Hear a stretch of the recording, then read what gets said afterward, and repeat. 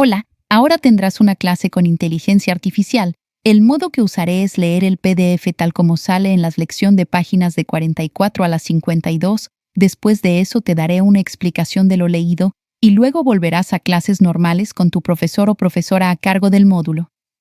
Comencemos. Módulo 8. Orientaciones didácticas matemáticas. Experiencias previas. En la transmisión de contenidos nuevos, es recomendable que el docente recurra a las experiencias previas de los estudiantes y a los conocimientos, destrezas y habilidades existentes.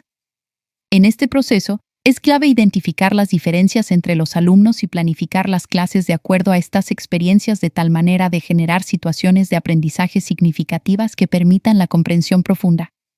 Esto se puede lograr diferenciando a los grupos o estudiantes y asignándoles tareas, ejercicios o problemas de acuerdo con sus fortalezas y necesidades, considerando siempre el logro de la totalidad de los objetivos del nivel. Aprender haciendo y centrar el aprendizaje en el estudiante. Para que los alumnos comprendan los contenidos matemáticos, necesitan tener experiencias de resolución de problemas en las que manipulan material didáctico que les permite descubrir conceptos, estrategias y soluciones variadas. Posteriormente, es importante que reflexionen sobre su proceso de aprendizaje y lo comuniquen. De este modo, se favorece en mayor medida la comprensión. Los errores son parte de este proceso y se acogen positivamente como oportunidades de conversación y búsqueda de soluciones más adecuadas. Uso del material concreto. Al proveer una experiencia práctica con el material didáctico, el profesor facilita el aprendizaje al alumno. El uso del material concreto es indispensable, pero no garantiza una buena comprensión si no hay una buena conducción por parte del docente. Para esto, es necesario que, en las actividades, los profesores ayuden a los alumnos a establecer conexiones entre el material y las matemáticas explícitas y a proponer preguntas que los llevarán a una comprensión profunda de las matemáticas. Cabe destacar que, en los primeros niveles, el docente debe velar porque el material concreto esté siempre presente, en la sala de clases, en su casa e incluso en las evaluaciones. Recurrir frecuentemente a metáforas, estas les permitirán comprender el significado de los conceptos como los números son cantidades, los números son posiciones en la recta numérica, sumar es juntar, restar es quitar, sumar es avanzar, restar es retroceder. En los primeros niveles, las metáforas son la base para la comprensión de conceptos abstractos. Progresión de complejidad. La construcción de una base sólida de aprendizaje considera que cualquier nuevo aprendizaje se asimilará a los aprendizajes previos. Por esto, el docente debe saber qué habilidades y conceptos aprendieron los alumnos con anterioridad, con el fin de activarlos estratégicamente para el aprendizaje futuro. En este contexto, la función del profesor es facilitar que los alumnos establezcan relaciones entre lo conocido y lo nuevo que está por aprenderse. Aprendizaje y conexiones. Es recomendable para el profesor establecer las conexiones entre los conceptos y las habilidades matemáticas de manera de impedir que el aprendizaje de los alumnos sea fragmentado. Se debe, además, favorecer las conexiones con las otras asignaturas. Se espera que esto permita a los estudiantes tomar conciencia del contexto en el que se inserta el conocimiento, aplicarlo y, de este modo, desarrollar una red de conceptos relacionados. Repasar ideas básicas y ejercitar. Es importante reforzar y repasar los conceptos y los principios básicos de las matemáticas. Para esto, el docente debe considerar la ejercitación para asegurar la comprensión, pero, a su vez, desde la repetición, el profesor debe incentivar a los alumnos a abordar problemas con mayor desafío y guiarlos a realizar una verdadera actividad matemática. La retroalimentación. Es muy importante que los estudiantes desarrollen una visión positiva de las matemáticas y que se sientan capaces de desempeñarse con una positiva autoestima y con seguridad. Para esto, es recomendable que el docente reconozca el esfuerzo de los alumnos, sus observaciones y la iniciativa para explorar nuevos conocimientos por sí mismos, en un ambiente que acoge todos los puntos de vista. Se deben aprovechar las oportunidades para generar discusiones tanto sobre las vías de solución como respecto de la efectividad de las estrategias escogidas. En esta diversidad, el alumno descubre cómo mejorar y superarse en su proceso de aprendizaje. En entrevistas personales, el profesor apoya al alumno a revisar su proceso e identificar las áreas que necesitan modificarse y aquellas que ya logradas. Comunicación y aprendizaje cooperativo. En la elaboración de las múltiples tareas de la asignatura, es importante que el docente favorezca la comunicación y la colaboración entre los estudiantes. Analizar, evaluar y representar resultados en común son actividades esenciales porque profundizan, estimulan el pensamiento crítico y ponen a prueba el aprendizaje. En este punto, son recomendables las conferencias matemáticas y o la redacción individual de los procesos en forma de un diario matemático. El uso de tecnologías de información y comunicación, TIC en el primer ciclo de la enseñanza básica, el uso de la tecnología es un complemento al desarrollo de los conceptos matemáticos. El registro de los procesos COPICI en papel puede alternarse con medios tecnológicos si la infraestructura y los medios disponibles del colegio lo permiten. Las estrategias mentales y el cálculo de la operatoria necesitan, sin embargo, periodos de exploración, comprensión y ejercitación prolongados antes del uso de una calculadora. La utilización de este medio para verificación de resultados, para buscar patrones, comprobar conjeturas y modelos es adecuado para los cursos superiores de la básica. El software educativo amplía las posibilidades de ejercitación motivante y de acceso a información. Módulo 9. Aspectos psicológicos más relevantes en los niños. Necesidades educativas especiales, NEE. ¿Qué es la psicología infantil? La psicología infantil es el estudio del comportamiento del niño desde el nacimiento hasta la adolescencia. En este análisis, el especialista tratará los fenómenos y las irregularidades del desarrollo psíquico del niño. Esta rama de la psicología se centra en la evolución de los aspectos físicos, motores, cognitivos, perceptivos, afectivos y sociales. La psicología infantil atiende dos variables, la ambiental, por ejemplo, la influencia de los padres o los amigos, y la biológica, determinada por la genética. ¿Qué es un psicólogo infantil? Los psicólogos infantiles son expertos que se encargan de entender y explicar el desarrollo y el comportamiento del menor. Para ello utilizan terapias, tanto individuales como colectivas, que ayudan a diagnosticar y tratar problemas sociales, emocionales, afectivos y de aprendizaje que puedan presentarse en el niño. Problemas más comunes. Los niños a medida que crecen experimentan numerosos cambios físicos, mentales y emocionales. En este proceso en el que aprenden a adaptarse y a relacionarse con el mundo cambiante que les rodea, cada niño madura a su propio ritmo. Por lo tanto, cada niño tiene su ritmo de aprendizaje y lo que para uno es normal para otro no. Por esto, el criterio a la hora de determinar si hay algún problema significativo psicológico es si el funcionamiento social, familiar o físico del niño está afectado, así como la edad y los síntomas. No tratar la psicopatología a tiempo aumenta el riesgo de incrementar la gravedad y desarrollar otros trastornos mentales, es decir, conlleva peores consecuencias en la vida adulta del niño. Algunos de los trastornos más comunes en la infancia son trastornos del neurodesarrollo. Los trastornos del neurodesarrollo empiezan típicamente en el periodo temprano del desarrollo. Este tipo de trastornos se caracterizan por déficits en el desarrollo del niño que afectan al funcionamiento personal, social, académico u ocupacional. Los niños con estas afectaciones suelen ser impulsivos, presentan dificultades de concentración, no son capaces de seguir reglas o normas y se frustran o aburren fácilmente. Los trastornos del neurodesarrollo incluyen trastorno por déficit de atención e hiperactividad, DA, autismo, problemas de aprendizaje, discapacidad intelectual, trastornos de conducta, parálisis cerebral y alteraciones en la visión u olfato. Trastornos de la ansiedad. Los niños con trastornos de ansiedad responden a ciertos cambios o situaciones con miedo y temor, así como también con signos físicos de ansiedad y nerviosismo, como latidos acelerados y sudoración. Algunos ejemplos son el trastorno obsesivo-compulsivo, ansiedad social, estrés postraumático y el mutismo selectivo. Trastornos del comportamiento disruptivo. Los niños con este tipo de trastornos tienden a desafiar las reglas y suelen presentar malas conductas en entornos estructurados como la escuela. Trastornos de la alimentación. Estos trastornos incluyen emociones y actitudes intensas, así como comportamientos inusuales relacionados con el peso o la comida. La anorexia, bulimia, trastorno por atracón, trastorno de purga son algunos trastornos alimentarios que pueden cursar durante la infancia. Trastornos de la eliminación. Son trastornos que afectan el comportamiento relacionado con el uso del baño. La enuresis es el más común de los trastornos de eliminación. Trastornos afectivos. Estos trastornos involucran sentimientos persistentes de tristeza y o cambios bruscos del estado de ánimo. La depresión y el trastorno bipolar forman parte de este grupo de trastornos. Un diagnóstico más reciente es el trastorno de desregulación del estado de ánimo disruptivo, que es una afección de la infancia y la adolescencia que implica irritabilidad crónica o persistente y frecuentes estallidos de cólera. Trastornos de tic. Estos trastornos hacen que una persona realice movimientos y sonidos repetidos, repentinos, involuntarios y frecuentemente sin sentido, denominados tics.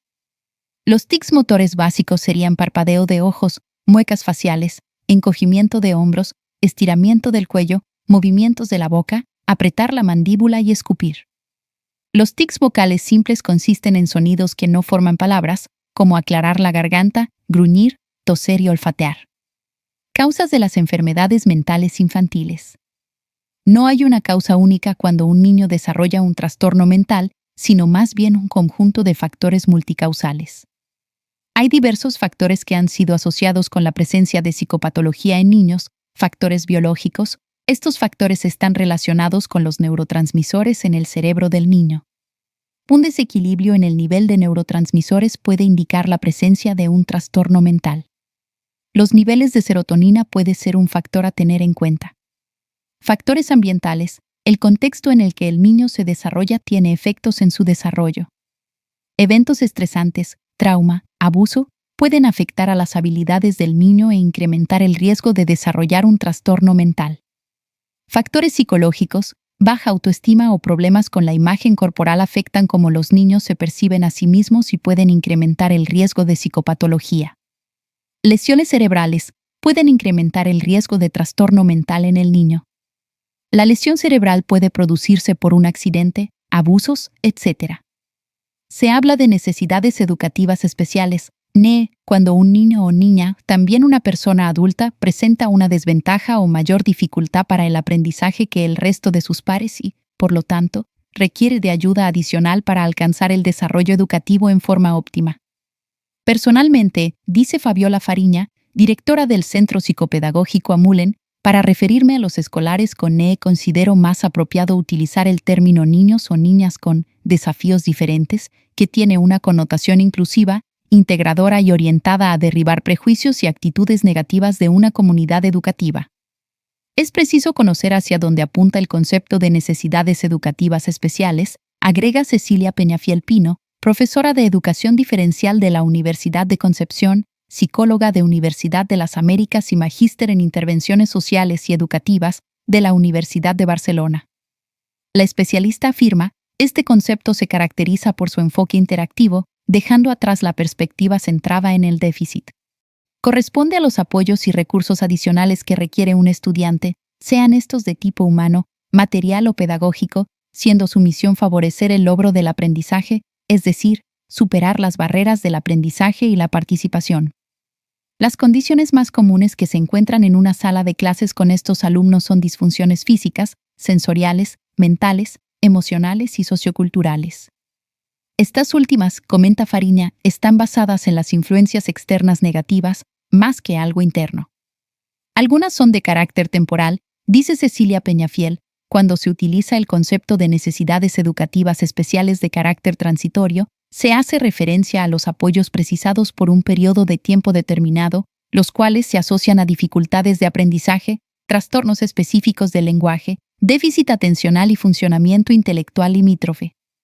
Los condicionantes de este tipo de necesidades educativas especiales son diversos, dice la educadora. La etiología de las NE de carácter transitorio es variada, pues existen muchos factores asociados, los que pueden presentarse en distintos momentos del desarrollo del niño, prenatal, perinatal y postnatal. Lo fundamental, desde la docencia, es propiciar los apoyos adecuados para la superación de estas necesidades educativas, evitando de este modo que éstas perduren en el tiempo. Detectar un caso de NE. La educación preescolar tiene un rol muy importante, ya que muchas veces en esta etapa se realiza una detección precoz de algún tipo de necesidad educativa diferente. Las educadoras y algunos docentes logran observar indicadores que pudiesen implicar algún síntoma de dificultad en algunas de las áreas mencionadas y, junto a un trabajo complementario con la familia, se logra un tratamiento oportuno y fundamental, sobre todo en aquellas disfunciones transitorias, como son algunos trastornos del lenguaje, visuales, sociales y la potenciación de capacidades. Sin embargo, El diagnóstico certero y asertivo deberá ser dado por especialistas de la salud, dependiendo del área alterada.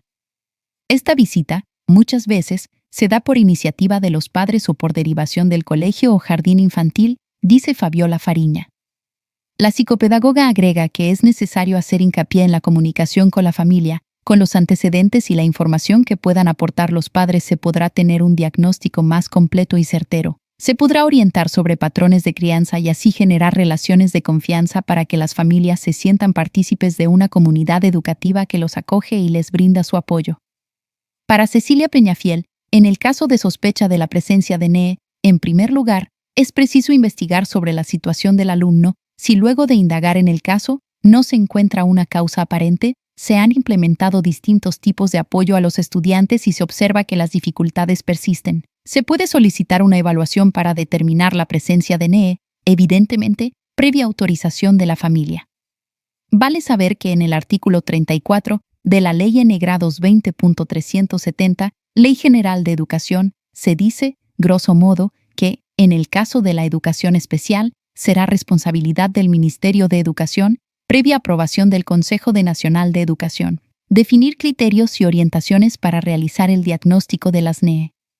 Por lo anterior, en el Decreto N. Grado 170 se indica que, al momento de emitir un diagnóstico, debe realizarse previamente una evaluación de carácter integral e interdisciplinario, que incluya información desde distintas miradas, desde profesionales del ámbito educativo hasta profesionales de la salud y, por supuesto, la familia, con la finalidad de recopilar antecedentes relevantes del estudiante e identificar sus principales necesidades de apoyo. En concreto, los profesionales encargados de diagnosticar las NEE varían dependiendo de las características de las necesidades detectadas en los estudiantes, pero principalmente son profesores de educación diferencial, psicólogos, fonoaudiólogos y médicos, por ejemplo, oftalmólogos, otorrinolaringólogos, neurólogos y psiquiatras. Entendiendo que el responsable del estudiante firmó un consentimiento para autorizar la evaluación, esa persona tiene derecho de conocer el diagnóstico en cuanto se tengan los resultados. Es importante que la información se entregue de forma clara y precisa, evitando tecnicismos que, en la mayoría de los casos, confunde a quien la recibe. Por sobre todas las cosas, es necesario que se indiquen los apoyos que requerirá el estudiante y cuál será el rol que deberán cumplir quienes le rodean, pues es de conocimiento público que la alianza entre la familia y la escuela genera múltiples beneficios, especialmente en este tipo de situaciones, explica la educadora diferencial. Propuestas educativas.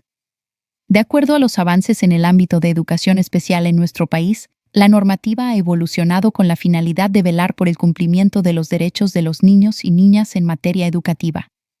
Específicamente, con la implementación del Decreto N. Grados 83, se espera que el profesor planifique propuestas educativas que logren dar respuesta a la diversidad del alumnado que se encuentra al interior de su sala de clases, enfatizando en la diversidad inherente a la condición de seres humanos y no en la individualización de una NEE.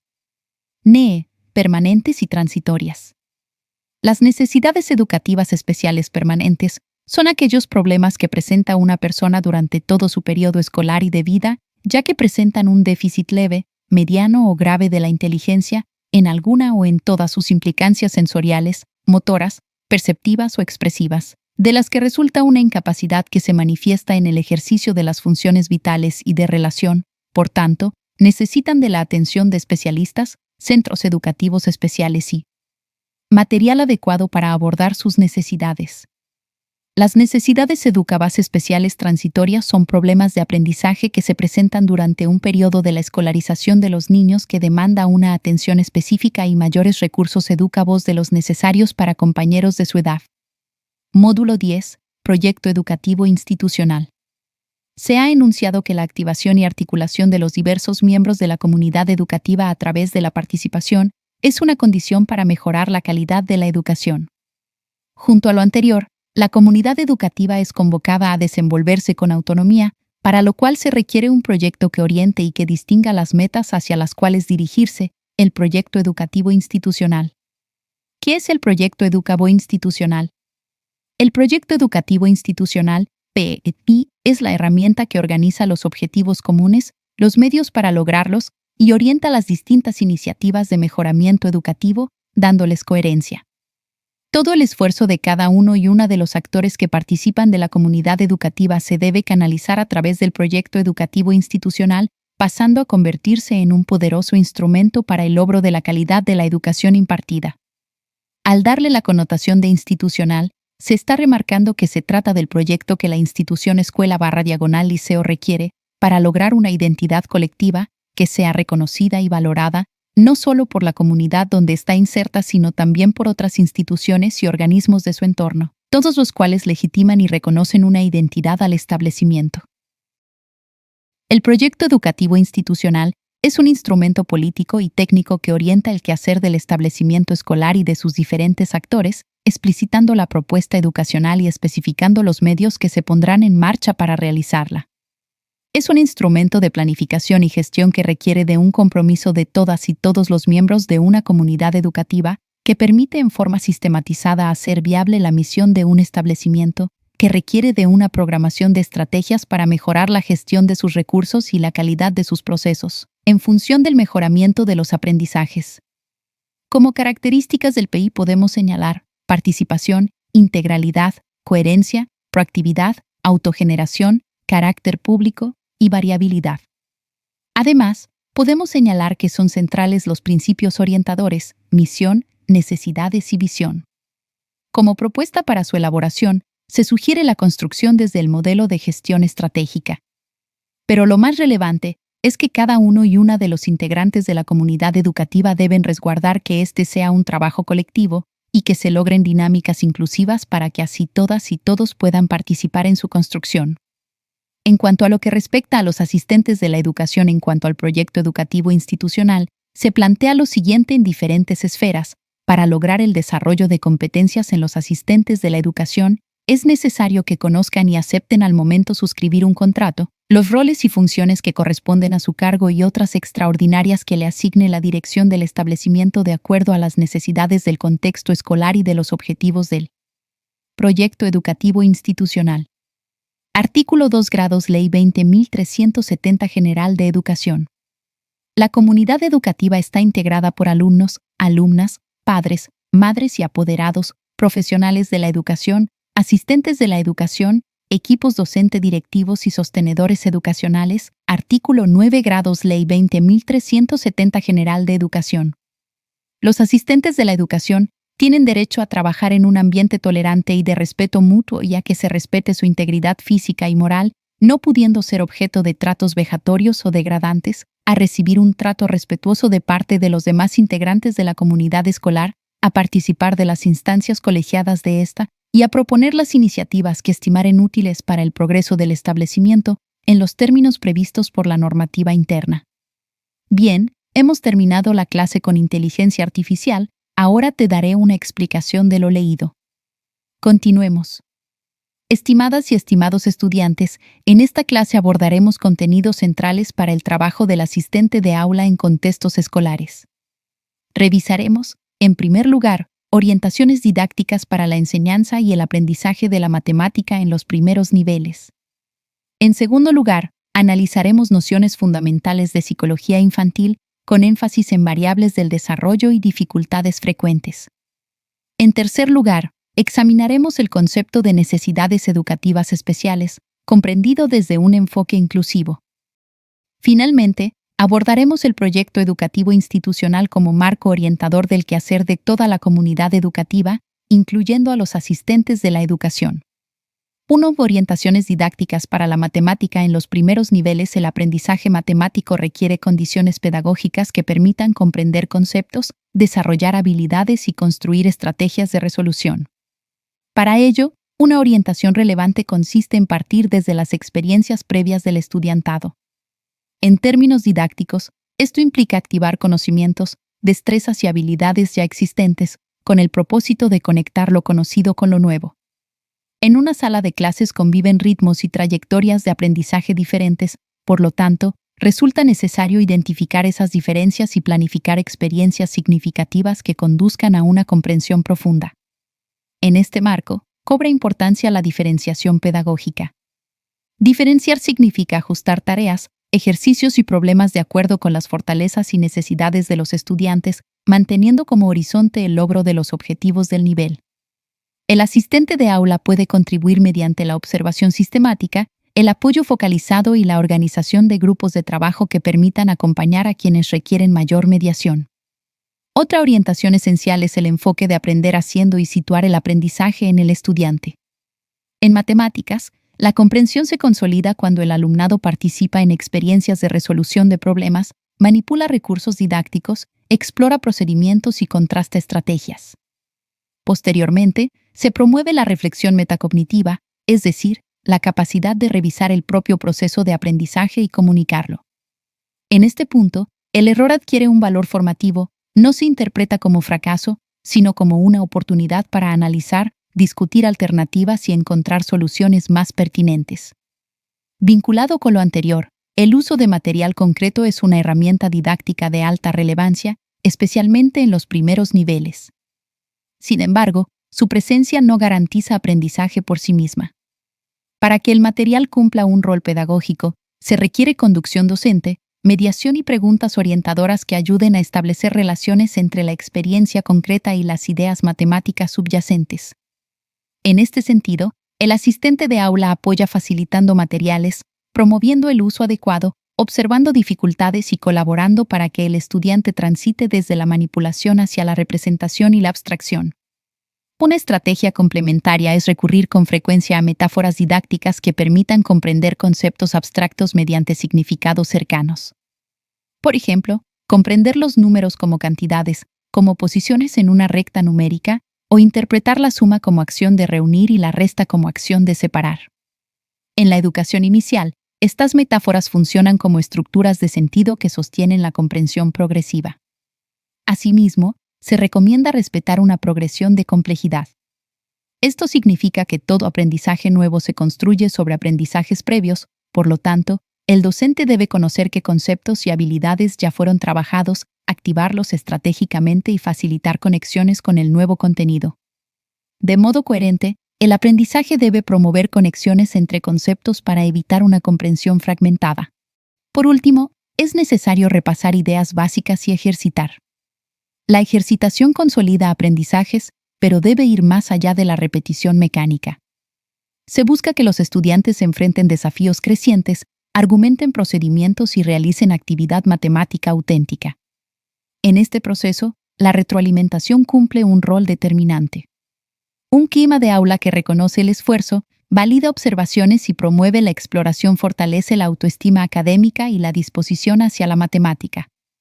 La retroalimentación también permite discutir estrategias, comparar vías de solución y mejorar procesos. Finalmente, el uso de tecnologías de información y comunicación puede complementar el aprendizaje, especialmente en cursos superiores. Sin embargo, en los primeros niveles, el desarrollo del cálculo mental y de la operatoria requiere periodos prolongados de exploración y ejercitación antes del uso de calculadora. La tecnología puede emplearse como apoyo para verificar resultados, buscar patrones, comprobar conjeturas y acceder a ejercitación motivante, siempre que existan condiciones de infraestructura. 2. Psicología infantil. Desarrollo y dificultades frecuentes. La psicología infantil estudia el comportamiento del niño desde el nacimiento hasta la adolescencia. Analiza el desarrollo físico, motor, cognitivo, perceptivo, afectivo y social, y considera dos variables relevantes, la ambiental, asociada al contexto familiar, escolar y social, y la biológica, vinculada a factores genéticos y fisiológicos. En el desarrollo infantil, es normal observar diversidad de ritmos de maduración. Por ello, al evaluar posibles dificultades, el criterio principal no es comparar a un niño con otro, sino analizar si su funcionamiento social, familiar, académico o físico se encuentra significativamente afectado, considerando su edad y la persistencia de los síntomas.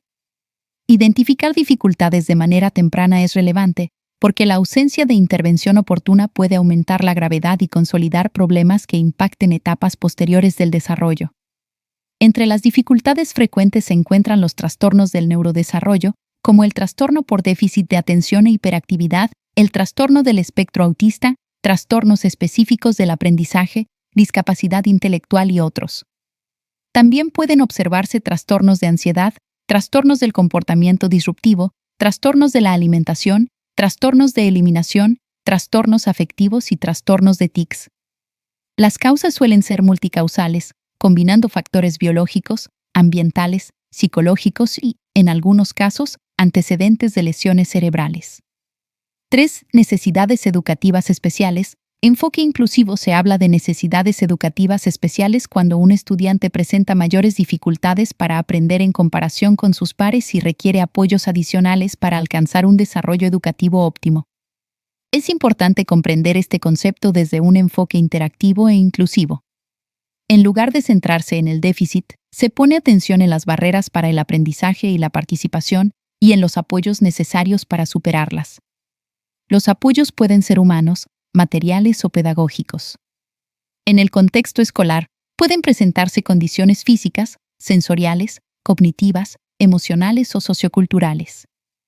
Algunas necesidades son transitorias y se asocian a periodos específicos, por ejemplo, dificultades de aprendizaje, trastornos del lenguaje, déficit atencional o funcionamiento intelectual limítrofe. Otras son permanentes y pueden requerir apoyo especializado sostenido a lo largo del tiempo. La detección temprana tiene especial relevancia, sobre todo en educación inicial. Sin embargo, el diagnóstico debe ser realizado por especialistas mediante evaluaciones integrales e interdisciplinarias, con participación de profesionales del ámbito educativo y de la salud y considerando información aportada por la familia. Además, la comunicación con el entorno familiar debe ser clara, precisa y libre de tecnicismos innecesarios, explicando apoyos requeridos y roles de quienes acompañan al estudiante. La coordinación familia-escuela es un factor protector y favorece la inclusión. En Chile, orientaciones como las del Decreto 83 refuerzan la necesidad de planificar propuestas educativas que respondan a la diversidad del aula, enfatizando la variabilidad humana y la participación de todos los estudiantes. 4. Proyecto educativo institucional, marco de gestión y participación. El proyecto educativo institucional, conocido como PI, es una herramienta de planificación y gestión que organiza objetivos comunes, define medios para alcanzarlos y orienta iniciativas de mejora, entregando coherencia a la acción educativa.